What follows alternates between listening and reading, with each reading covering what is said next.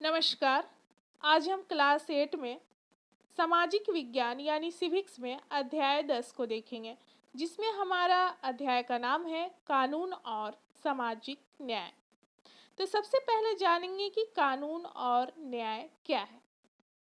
तो कानून जो होता है वो एक तरह का नियम होता है जो कि व्यक्ति के हित के लिए बनाया होता है, ताकि व्यक्ति का किसी तरह से कोई व्यक्ति दूसरे व्यक्ति उनका शोषण ना कर सके।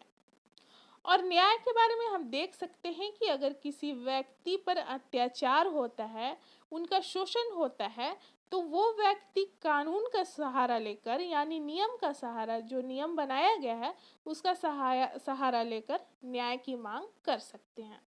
वह कोर्ट में जाकर अपनी न्याय की मांग कर सकते हैं। तो आज हम इस अध्याय से संबंधित प्रश्न और उत्तर को देखेंगे।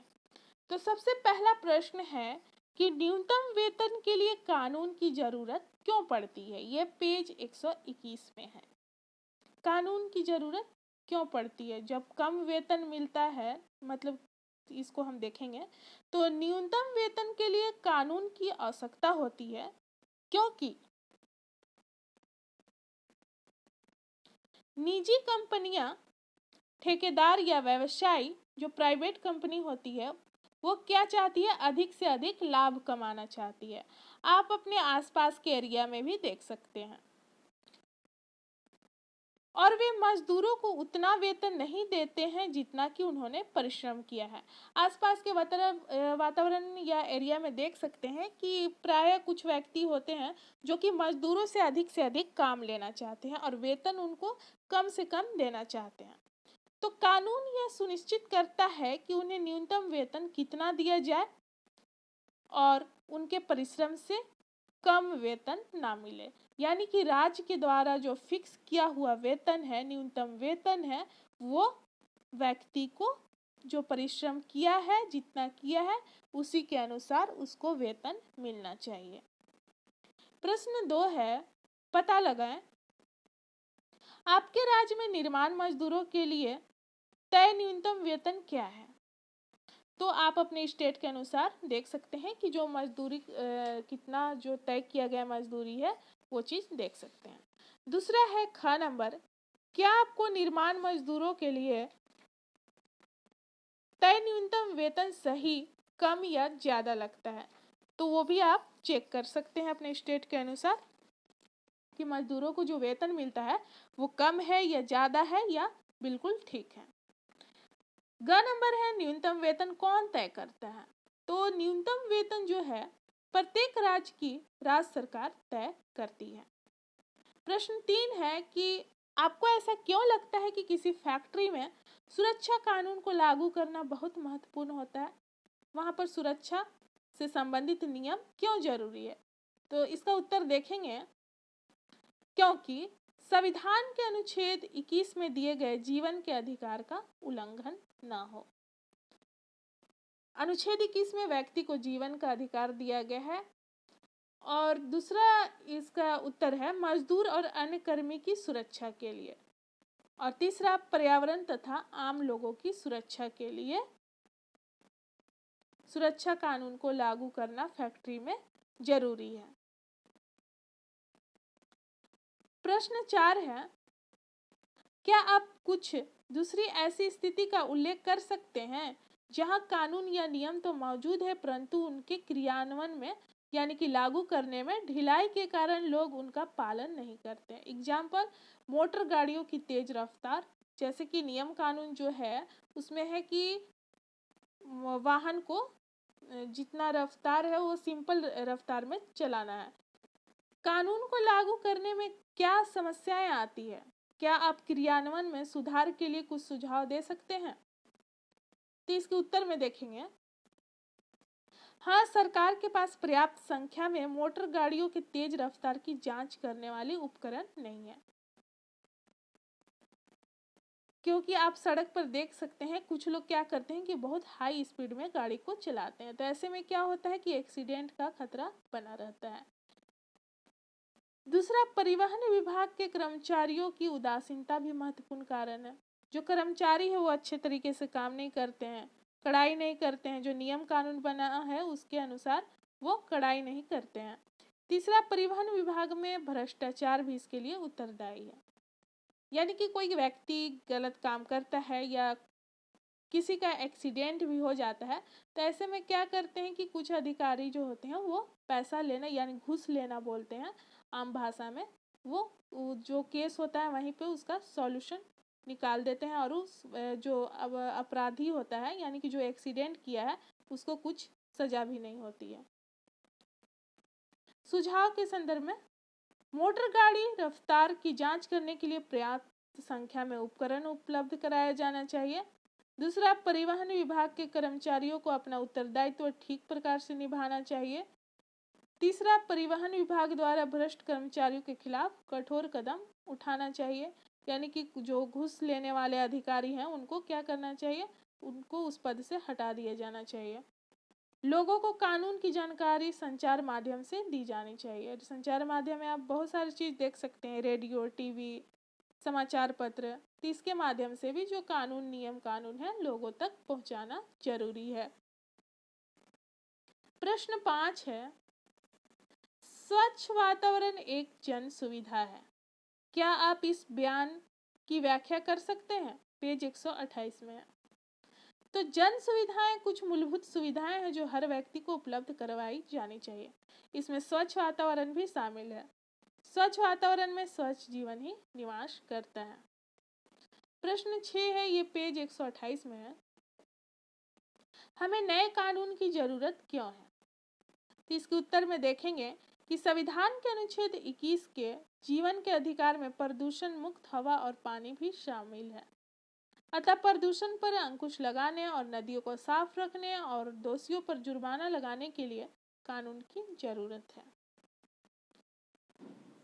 प्रश्न 7 है,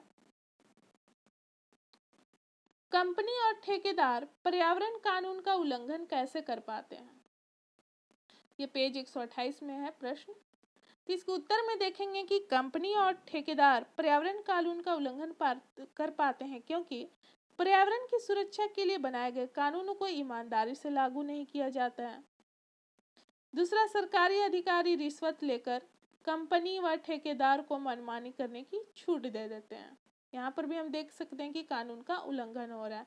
एक तो नियम कानून का ईमानदारी से पालन नहीं हो रहा, जो नियम कानून बनाया गया है उसके अनुसार अधिकारी काम नहीं करते हैं। दूसरा, हम देख सकते हैं कि वो रिश्वत ले लेते हैं और जो गलत काम है उसको करने देते हैं। तीसरा, यदि कंपनी या ठेकेदार कानून तोड़ते पाए जाते हैं तो उनके खिलाफ उचित कार्रवाई नहीं की जाती है क्योंकि वो वहीं पर रिश्वत लेकर काम को समाप्त कर देते हैं। अब पाठ से संबंधित प्रश्न देखेंगे। यहाँ पर प्रश्न है, दो मजदूरों से बात करके पता लगाएं कि उन्हें कानून द्वारा तय किया गया न्यूनतम वेतन मिल रहा है या नहीं। इसके लिए आप निर्माण मजदूर, खेत मजदूर, फैक्ट्री मजदूर यानी कि जो भवन मकान बनाते हैं उनसे संबंधित मजदूर, जो खेत में काम करने वाले हैं मजदूर, फैक्ट्री में जो काम करते हैं मजदूर या किसी दुकान पर काम करने वाला मजदूर से बात कर सकते हैं। तो यहाँ पर प्रश्न है कि कानून द्वारा जो तय किया गया है वेतन उनको मिल रहा है या नहीं, तो आप अपने अनुसार इसको कर सकते हैं। दो मजदूरों से पूछने के लिए यहाँ पर बोला गया है। प्रश्न 2 है कि विदेशी कंपनियों को भारत में अपने कारखाने खोलने से क्या फायदा है? अगर वो विदेशी कंपनी है, जैसे कि हमारे यहाँ अंग्रेज थे, तो एग्जाम्पल में अंग्रेज को ले लिए, तो यहाँ पर पूछा गया कि विदेशी कंपनी को भारत में अपने कारखाने खोलने से क्या फ़ायदा है अगर इस कंट्री में कारखाना खोलते हैं। तो पहला तो देखेंगे कि भारत में सस्ता श्रम मिलता है, यानी कि मजदूरों को कम वेतन देकर वो अच्छा खासा अपना प्रॉफिट कर सकते हैं। दूसरा, यहाँ पर जो भूमि होती है वो सस्ती होती है। तीसरा, भारत में क्या है कि विशाल बाजार उपलब्ध होता है। जिस तरह अंग्रेज हमारे साथ किए कि कच्चे माल को ले गए और फिर अपने यहाँ बनाकर फिर यहाँ पर बेचे, तो उनको बहुत सारा प्रॉफिट हुआ। भारत में उदार और अनुकूल सरकारी नीतियों का फायदा मिलता है जिससे उनका लाभ बढ़ता है।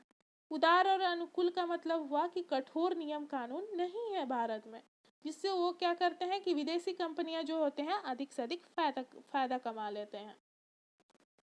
सुरक्षा नियमों का पूरा पालन करने पर कम खर्च आता है।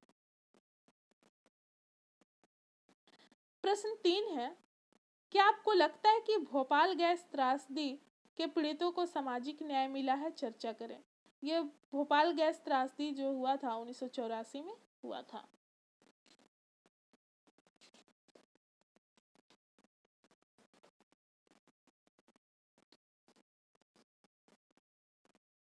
ये अमेरिकी कंपनी का एक कारखाना था जहां पर कीटनाशक बनाया जाता था। तो इसमें गैस रिसाव से संबंधित है, जिसमें बहुत सारे लोगों की मृत्यु हो गई थी। तो यहाँ पर प्रश्न है कि पीड़ितों को सामाजिक न्याय नहीं मिला है, सामाजिक न्याय मिला है, चर्चा करें। तो इसके उत्तर में देखेंगे कि भोपाल गैस त्रासदी से पीड़ितों को सामाजिक न्याय नहीं मिला है, क्योंकि पीड़ितों को घटना के 24 साल बाद भी न्याय के लिए संघर्ष करना पड़ रहा है। वो न्याय की मांग कर रहे हैं, लेकिन अभी तक उनको न्याय मिला नहीं है। दूसरा देखेंगे कि वे पीने के साफ पानी, स्वास्थ्य सुविधा और यूनियन कार्बाइड के जहर से ग्रस्त लोगों के लिए नौकरी व उचित मुआवजे की भी मांग कर रहे हैं। यानी कि उस समय के जो लोग शिकार हुए, कुछ लोग जिंदे भी, बहुत सारे लोग जिंदा भी बचे, तो उनके लिए नौकरी और उचित मुआवजे की मांग की जा रही है अभी तक, लेकिन कोई सुधार नहीं हुआ है। तीसरा, वे यूनियन कार्बाइड के चेयरमैन एंडरसन को सजा दिलाने के लिए भी आंदोलन चला रहे हैं। प्रश्न 4 है, जब हम कानून को लागू करने की बात करते हैं तो इसका क्या मतलब होता है? कानून को लागू करने की जिम्मेदारी किसकी है? कानून को लागू करना इतना महत्वपूर्ण क्यों है? किसकी है और महत्वपूर्ण क्यों है? तो इसके उत्तर में देखेंगे कि कानून को लागू करने का मतलब है कि कानून केवल बनाए ही ना जाए, बल्कि उनको व्यवहार में भी लाना जरूरी है। यानी कि जो नियम बनाया गया है उसको व्यक्ति पर करना जरूरी है, उसको लागू करना जरूरी है। कानून लागू करने की जिम्मेदारी, कानून बनाने का काम किसका होता है? विधायिका करती है, और कानून को लागू करने का काम कार्यपालिका यानी सरकार का होता है। अब कानून को व्यवहार में लाना क्यों जरूरी है? तो यहाँ पर देखेंगे कि कानून को जब तक लागू नहीं किया जाता तब तक बनाए गए कानून का कोई महत्व नहीं रहेगा। जब हम एग्जाम्पल देख सकते हैं कि जो कुछ भी चीज़ है, जब हम उसको करके नहीं देखेंगे तो उसका कोई महत्व नहीं रहेगा, बोलने से कोई फायदा नहीं होगा। जब कोई कानून ताकतवर लोगों से कमजोर लोगों की रक्षा के लिए बनाया जाता है तो उसको लागू करना और भी महत्वपूर्ण हो जाता है, क्योंकि जो कमजोर वर्ग के लोग होते हैं उनको फायदा होता है, वो ऊपर उठने का प्रयास करते हैं, क्योंकि कानून के लागू होने से उनके हितों की रक्षा होगी।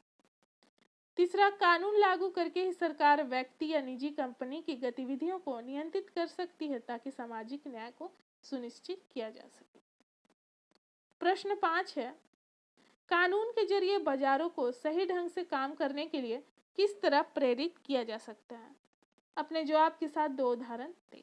तो इसके उत्तर में हम देखेंगे कि कानूनों के माध्यम से निम्नलिखित प्रकार से बाजारों को सही ढंग से काम करने के लिए प्रेरित किया जा सकता है।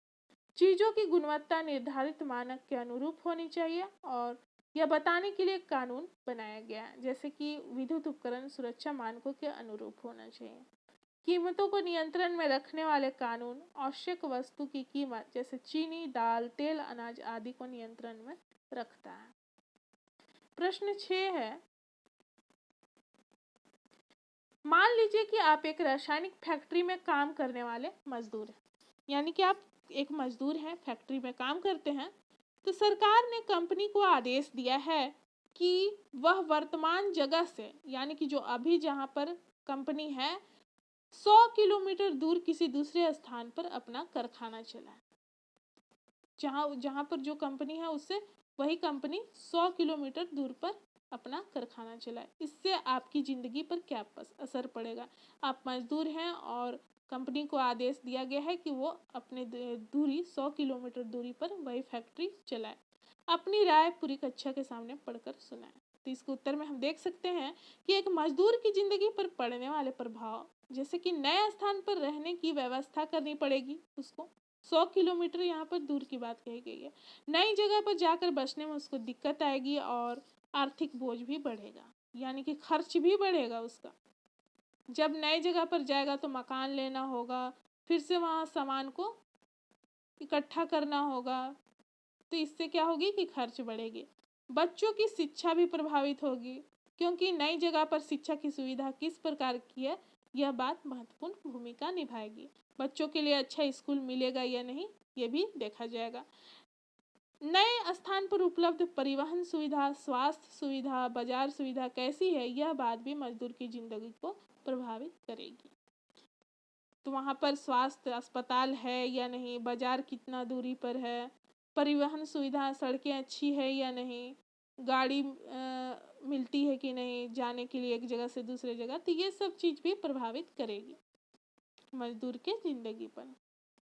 प्रश्न 7 है, इस इकाई में आपने सरकार की विभिन्न भूमिका के बारे में पढ़ा है, इनके बारे में एक अनुच्छेद लिखिए। तो हम इसके उत्तर में देख सकते हैं कि सरकार की विभिन्न भूमिका, जैसे कि पहला, प्रत्येक व्यक्ति को विभिन्न जन सुविधा उपलब्ध कराना सरकार का काम है, जैसे कि पानी उपलब्ध, पीने के लिए पानी उपलब्ध कराना, स्वास्थ्य सुविधा, अस्पताल उपलब्ध कराना, बिजली उपलब्ध कराना, परिवहन तथा विद्यालय आदि।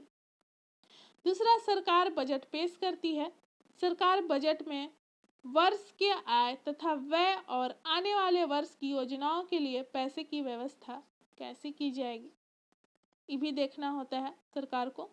सरकार कानून बनाती है तथा इस बात को भी सुनिश्चित करती है कि कानून को किस तरह से लागू किया जाए ताकि लोगों को फायदा हो इससे।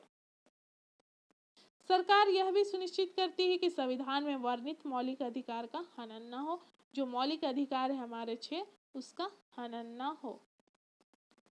प्रश्न 8 है,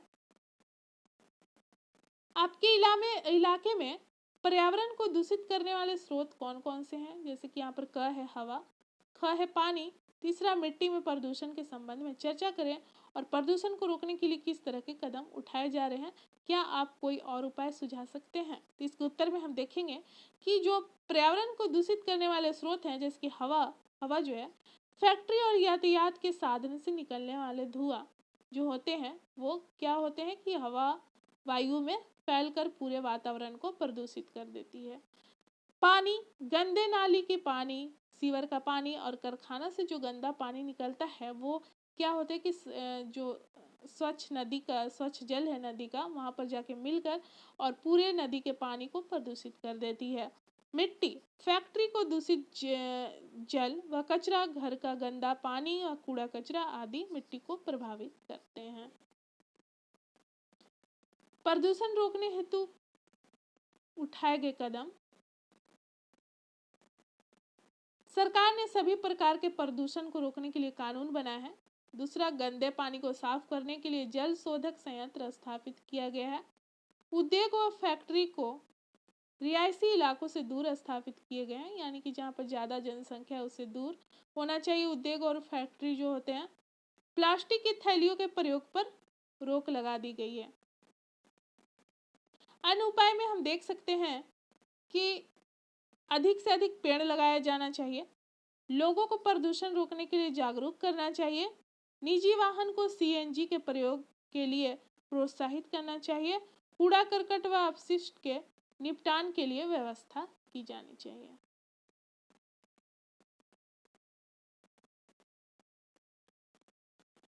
प्रश्न 9 है, पहले पर्यावरण को किस तरह देखा जाता था, क्या अब सोच में कोई बदलाव आया है, चर्चा करें। तो इसके उत्तर में हम देख सकते हैं, पहले पर्यावरण के प्रति लोगों की सोच क्या थी।